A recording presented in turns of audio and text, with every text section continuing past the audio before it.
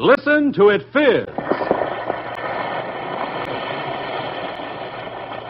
Alka-Seltzer for headache. Alka-Seltzer for acid indigestion. Alka-Seltzer for cold discomfort. Alka-Seltzer presents the Quiz Kids. Attention, Quiz Kids. Here's today's first puzzler from our Alka-Seltzer question box. What button stayed in place for 2 years and looks good enough to last quite a while longer? Yes, there it is, today's first question. And how about it, you folks there at home? Are you ready with the answer? Well, fine. Let's see if it checks with the replies we get from the youngsters here in our classroom. Because here they are, the Quiz Kids and the chief quizzer himself, Joe Kelly.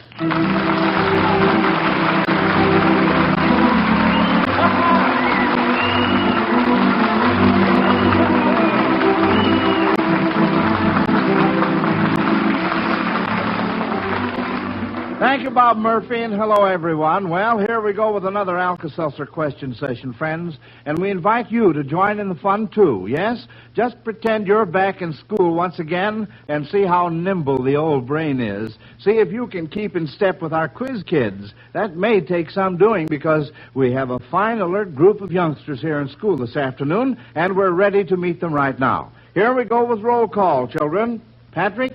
I am Patrick Owen Conlon. I'm 11 years old and in 7th at Fort Dearborn School in Chicago. Joel? I'm Joel Kupperman. I'm 12 years old and I'm a freshman at Roosevelt High School. Brenda? I'm Brenda Liebling. I'm 4 years old and I live in Chicago, Illinois. And returning to school today, Ira?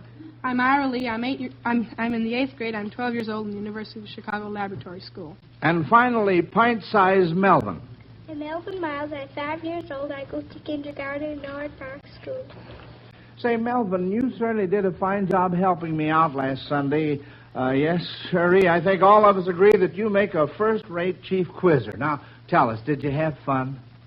Oh, I had wonderful fun. It was very nice.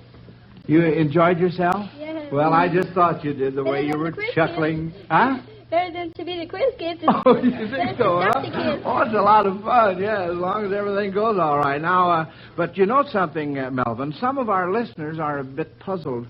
You said on several different occasions that you don't know how to read as yet, and still last Sunday you had your cards, just as I have, with questions on them, and, was there anything written on those cards, Melvin? And if so, how did you read? Well, there were something written, like for that one about what snake could swallow a whole animal. Oh, was that the stumper? Yes. Oh? There was a picture of a snake, and then for the answer, a snake with a big lump in it for after he swallowed the animal. Oh, a picture of a snake. Well, how do you like that? Well, and on some of the other questions, can you think of what kind of a picture there? Well, for that one about Diddle Dumpling, you know, what nursery rhyme did somebody go to sleep with some articles of clothing on? Oh, yes, yes. I had a little shoe. A little shoe. Well, how do you like that? Well, say, I guess that clears everything up in fine shape. Nobody's puzzled anymore. Well, let's get on with our schoolwork, Quiz Kids, and see if we can clear up that first question. We have 3 hands up, and remember, the question was from Mrs. Joseph Lee Berry of New York. What button stayed in place for 2 years and looks good enough to last quite a while longer? Let's see, Pat's hand was up first. All right, Pat. Well, that's Dick Button, the famous skater who has been a champion for several years, and he's still very good. Well, he hasn't been a champion for several years. For 2 years. That's right. Dick Button, the 19-year-old world figure skating champ from Englewood, New Jersey. Well, you checked that one off in a hurry. You certainly did. And we send Mrs. Joseph Lee Berry of New York a fine Zenith Transoceanic Shortwave Portable Radio for sending in that question. That's always Alka-Seltzer's reward when the Quiz Kids answer your question correctly, friends. If they miss, Alka-Seltzer sends you a big Zenith radio phonograph combination, the set with 2 FM bands and 2 of the new Cobra tone arms, one for regular records and one for the new long-playing records. Try your hand at stumping these youngsters, friends. Just send your questions to Quiz Kids, Chicago. Now, children, your next question is from Mrs. Lynn D. Thomas of Rockwell City, Iowa. Each of the following groups contains the first names of 2 famous persons of the past and present, and the last names of the 2 in each group are the same. Which one, in each case, might it be possible for you to meet today? Here are the names, Ethan or Fred. Patrick. Well, that would stand for Allen. And Ethan Allen was an old hero in the Revolution. And he died some time ago. And Fred Allen, of course, is the famous comedian. So it would be possible for you to meet Fred Allen today, not Ethan. That's right. Absolutely right, Patrick, my boy. Now, how about Chick or Brigham? Joel. Well, that'd be Young. Brigham Young was the founder of Salt Lake City. He was the great Mormon leader, and he's dead now. But I think Chick Young, isn't he the one that draws Blondie? Draws Blondie. He's the cartoonist who draws Blondie. Well, say, you kids certainly took care of that very, very nicely. Mrs. V. Williams of New York wants to test your knowledge of other radio programs with this question. Can you tell the typical manner in which these radio stars sign off at the close of their programs? First, what does Arthur Godfrey say when he says goodbye? Melvin. Well, he says, be the good Lord willing, I'll see you tomorrow. That's just what he says. How do you like that? 5 years old. All right, what does Jimmy Durante say? Melvin again. Good night, Mrs. Calabash. Good night, Mrs. Calabash is right, Melvin. Say. And what does Roy Rogers say? Melvin? And may the good Lord take a liking to you. Well, what do you know about that?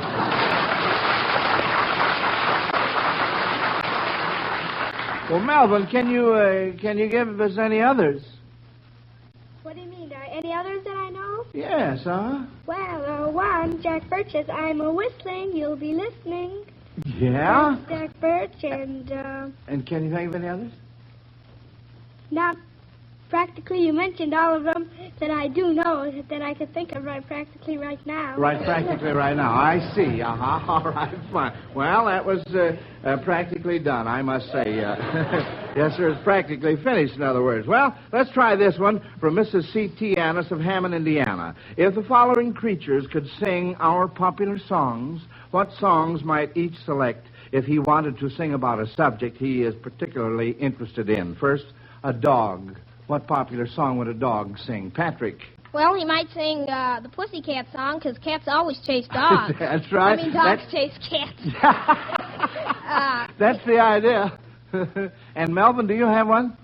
Yes, well, one could be Buttons and Bows, because not only that I know of one, but our little dog, when he was little, he even swallowed a whole tie back.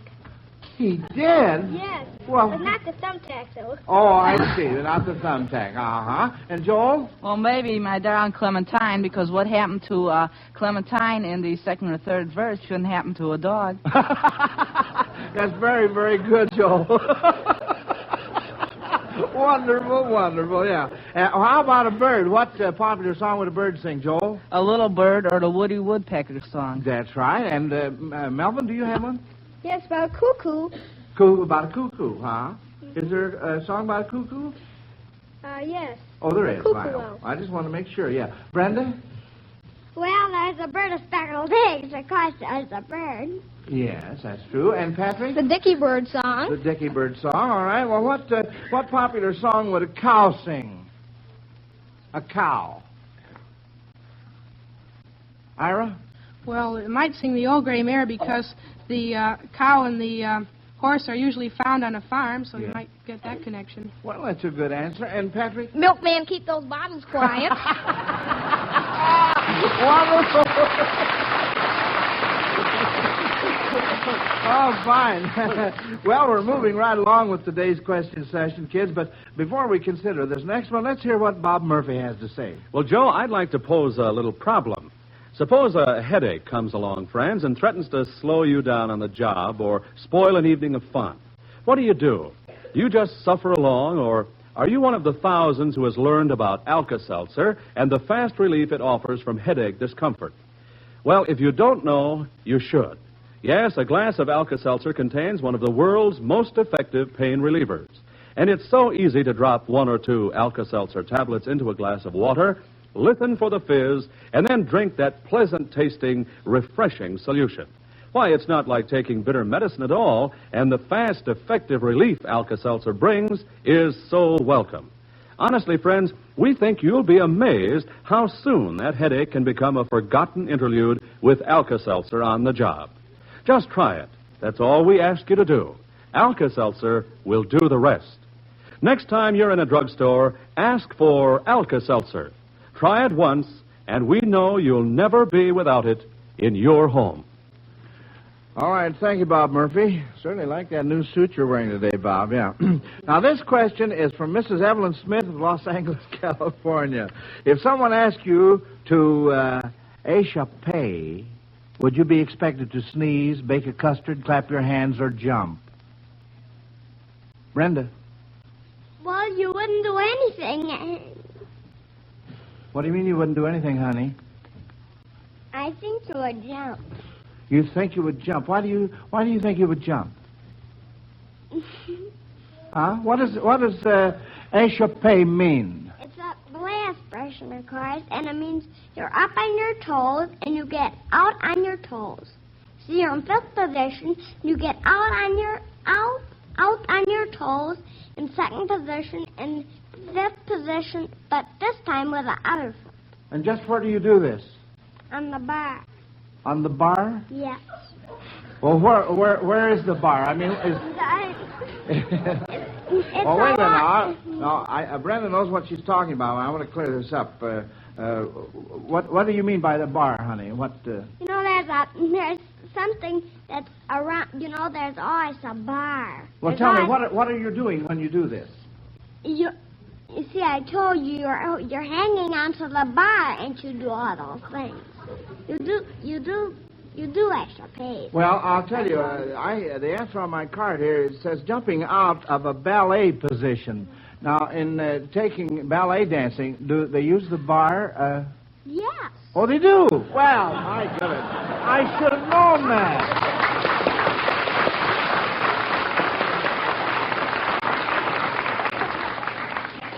Thank you very much, Brenda. Yes. Well, we all live and learn. Miss Eunice Falco of Abbeville, South Carolina, reminds us that just last week was the anniversary of Longfellow's birthday, and so for this question, we will let you hear 3 sound effects that should suggest favorite children's poems written by Longfellow. Let's see if you kids can identify them. Now, here's the first sound effect. What poem does this suggest?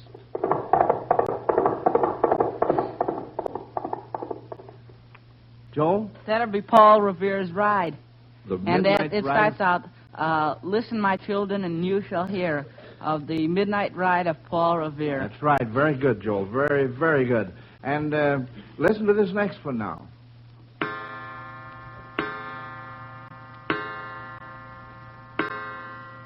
Patrick? Well, that's the children's hour. Yes, uh-huh. Very, very good. And now let's see if you can get this last one. A gug. Patrick. Well, that's the song of Hiawatha. That's right. That was a little Indian double talk I was giving you there. Thank you very much. Nice going. Now, here's rather a difficult Bible question from Mrs. J.C. Potts of Flagstaff, Arizona. I will read you scripture which asks a question. You are to tell who asked the question in the Bible. Here's the first one. As yet exaltest thou thyself against my people, that thou wilt not let them go. Melvin? Well, by the word I say maybe you're God. No. No. Joel? That's Moses talking to the Pharaoh. I believe that's in Exodus. When he would not let the children of Israel go. That's, And now the next one is from the New Testament, who asked this question. And he said unto them the third time, Why, what evil hath he done? Who asked that question? Pat? Well, isn't that Peter? No. No. And he said unto them the third time, Why, what evil hath he done? That's from the New Testament. You give up on this one? Well, Pilate said this to the multitude of people who wanted Jesus crucified.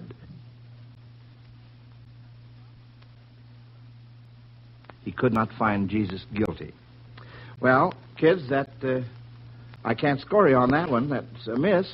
So Alka-Seltzer sends Mrs. J.C. Potts of Flagstaff, Arizona, one of the big Zenith radio phonograph combinations for sending in that stumper. Now, here's our next question. Mrs. C.A. Parker of Chicago says that she's been listening to serious renditions of opera arias all season, and now she would like to have a little fun taking off these serious numbers. But she says she isn't a very good mimic herself, and she wants you quiz kids to do this for her. So, exaggerating as much as you like, can any of you children give a rendition of what the girlfriend of the Duke of Mantua in Rigoletto might have sung? Patrick? Well, she sang Cara Nome. Yes. And that's carved upon my inward heart.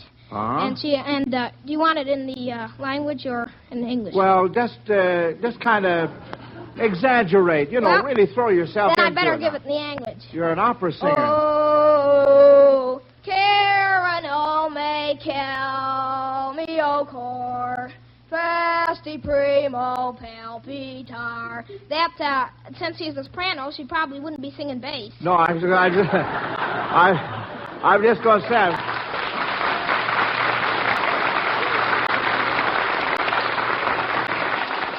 Yeah, you're quite a ways from the high notes there, Pat. Yeah, well, that's all right. That was a rough idea. Now then, can you give us a rendition of some aria Jose's girlfriend sang? Ira. Well, that would be the Habanera, and it would, if it would be mimicking, it would go like this.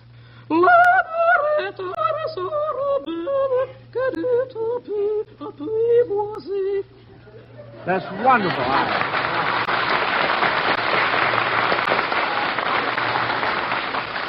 That's the first time I ever heard a broken yodel in action now. Well, that was a lot of fun. Now, by the way, Ira, I wonder if you would like to pick out an aria that's a favorite of yours and sing it for us, huh? Well, that'd be the Carter's song from Cavalleria Rusticana, and it goes like this. Il cavallo scalpita, il sano li squillino, s'io che la frustella. Soffì viendo gelido, cada l'acqua nevichi, a me che cosa fa? Il cavallo scalpita, il sano li squillino, s'io che la frustella, s'io che la frustella, e la...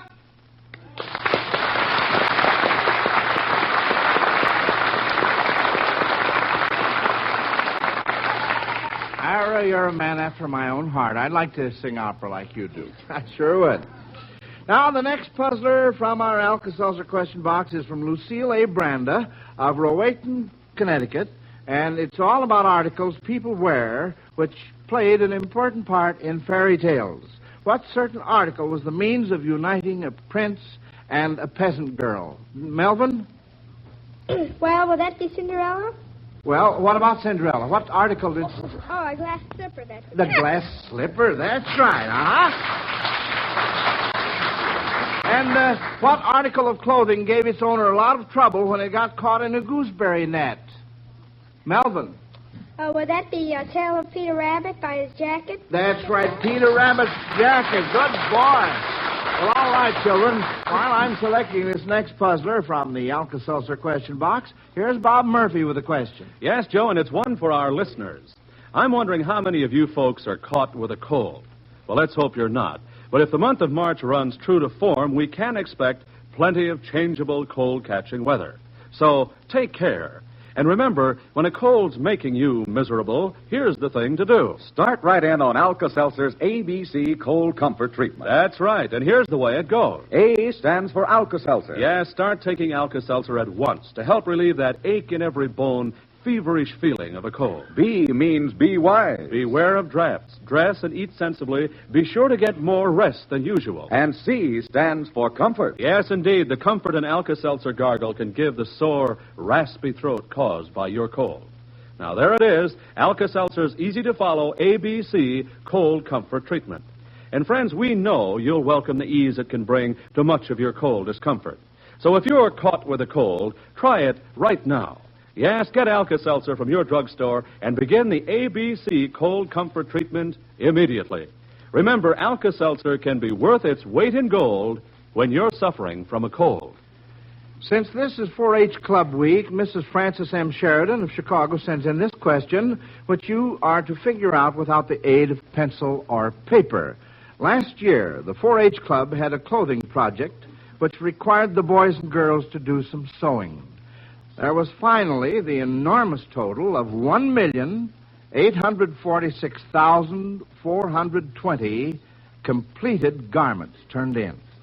Working toward this goal were 1,210 boys and 461,000 girls. Now, if the boys turned in an average of 2 completed garments apiece, how many more garments per person did the girls turn in? Joel? Well, let's see. There were 1,210 boys. Now, if they turned in 2 apiece, that'd be 2,420. Now, subtracted from the 1,846,420. That's right. That would be 1,844,000. Let's see, 461,000 into that. That goes in exactly 4, so there'd be 2 more garments per person for the girls than for the boys. That's right. The girls each turned in 4 each. Good boy.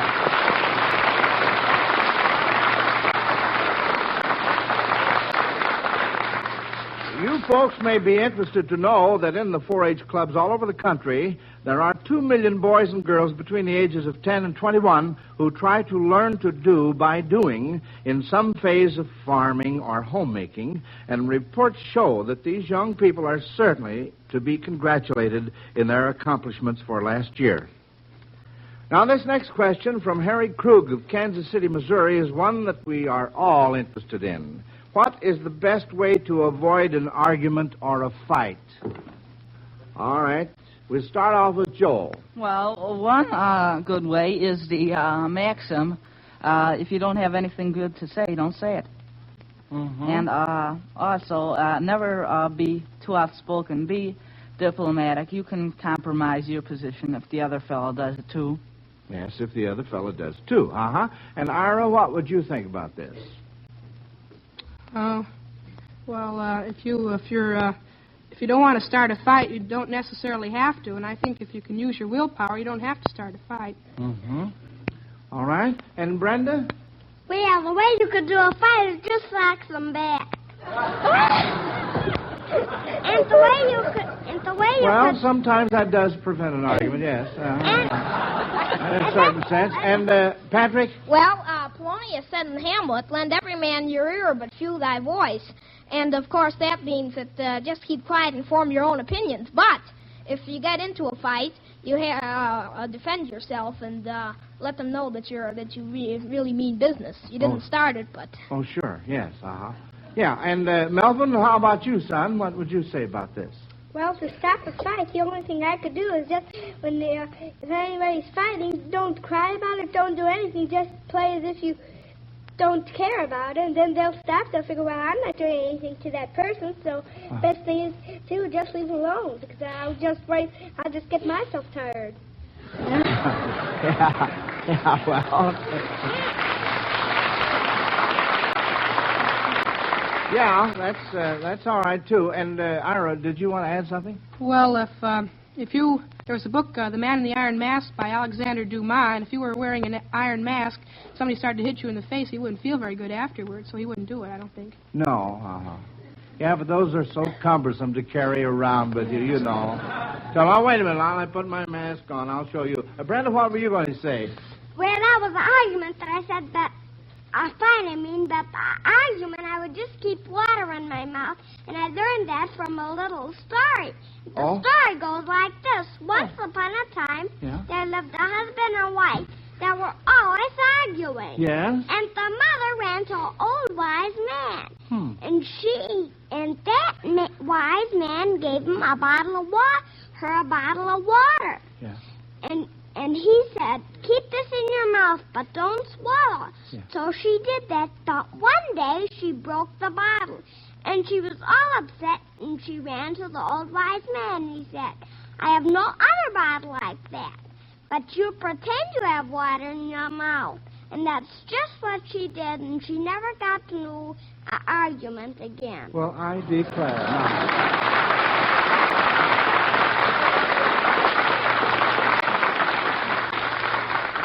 Well, now that was a nice story, and I really enjoyed that, Brenda, very, very much. All right, well, let's see now. We got more questions here.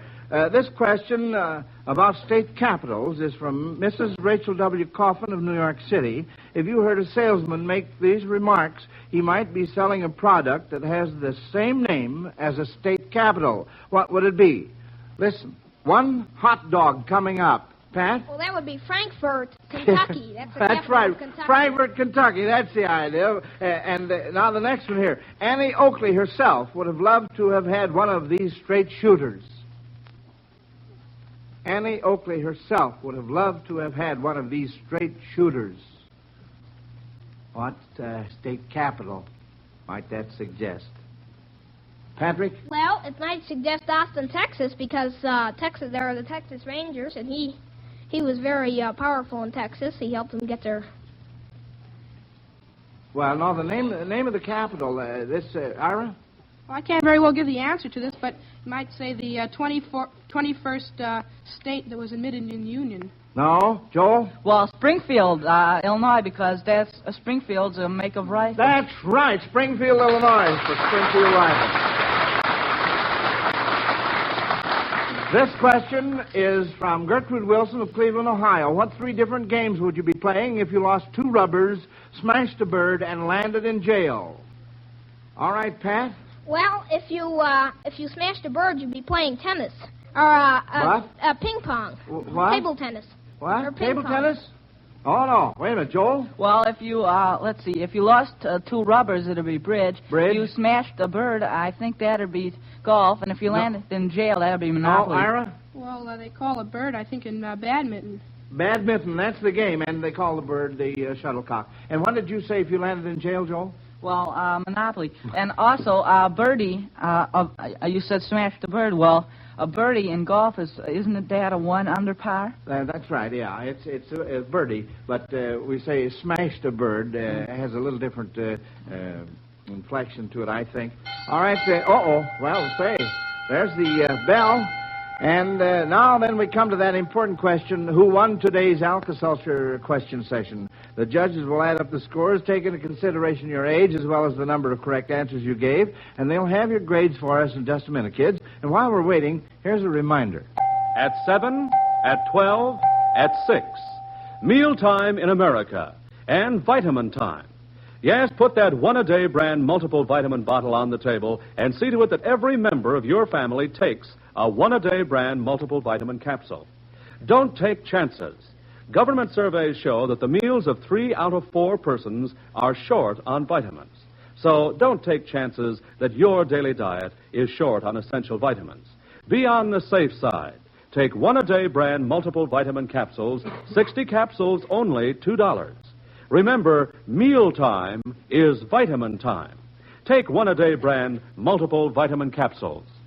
All right, now, children, here are your report cards. But remember, whether you win or lose, you will each receive a $100 savings bond from the makers of Alka-Seltzer to help you with your future education.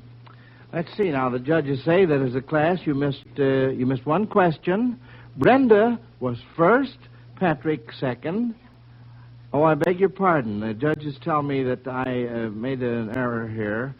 Melvin was first, Patrick second, and Joel third. So we'll expect you 3 back in school next Sunday. And here to compete with you, we'll have Greta Lee Lorge, age 5, and John Pollock, age 13. And friends, I'd like to remind you that between now and next Sunday, the Girl Scouts of America will be celebrating their 37th birthday.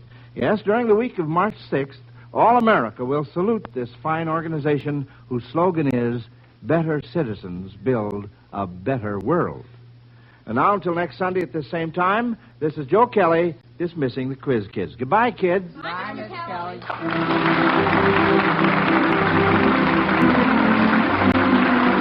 Listen to the Quiz Kids every week and listen to Alka-Seltzer's News of the World every Monday through Friday on most of these NBC stations. This is Bob Murphy speaking.